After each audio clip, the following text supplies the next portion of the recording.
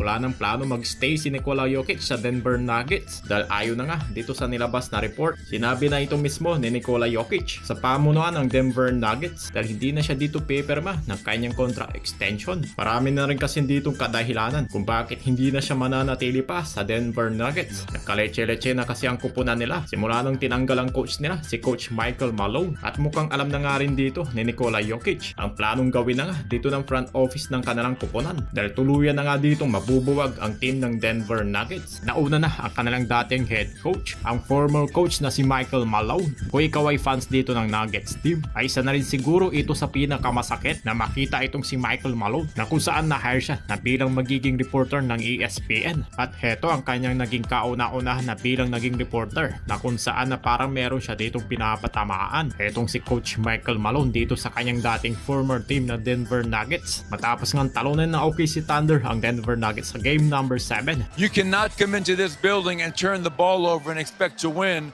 And obviously OKC. At si Coach Michael Malone na nga ang kauna-unahan na sinipa ng Nuggets team. At tinanggal na nga rin nila itong si Michael Porter Jr. Ang isa sa mga pinakamalapit na nga dito kay Nikola Jokic na napunta na nga dito sa team ng Brooklyn Nets. Kapalit itong si Cam Johnson na sinasabi na naging masama ang kanyang naging performance, na naging struggle siya pagdating sa playoffs. At mas nagamit pa nila totally itong si Aaron Gordon na malaking bagay ang kanyang mga ginawa dito sa Nuggets, na kahit mayroong itong ininda na injury ay pinili pa nga dito makapaglaro. Pero kung sa tingin nyo ay tapos na sila, ay matapos nga silang hindi makapasok sa Western Conference Finals, ay hindi pa pala tapos ang Denver Nuggets. Ay heto, ay bubuwagin na nila itong kanilang mga starting lineup at magre-rebuilding sila sa pamamagitan ng 3-team blockbuster na trades sa bagong super team sa pagitan dito ni Nikola Jokic. Ay unahin na natin dito sa matagal na nga niya ditong kasama na hetong si Jamal Murray ay bibitawan na. Hindi pa rin talaga dito may iwasan na may mga mawawala sa mga team. Alam naman natin na malaki ang naitulong dito ni Jamal Murray sa kanilang team na Denver Nuggets. Pero ito na daw ang panahon para baguhin na ang kanilang starting lineup. Pero ang tanong, sino dito ang kanyang magiging kapalit? Ay interesado dito ang Nuggets team. Ay heto ang guard ng Atlanta Hawks na si Trae Young para mas palakasin pa ang kanilang kupunan. Nakabilang na nga dito si Trae Young. Kaya kung interesado rin dito ang Atlanta Hawks ay makukuha nila dito sa trade si Jamal Murray. Nakasama itong si Julian Stroughter at meron ditong 2026 at 2031 na first round picks. Tingin ko naman ay parehong win na win to.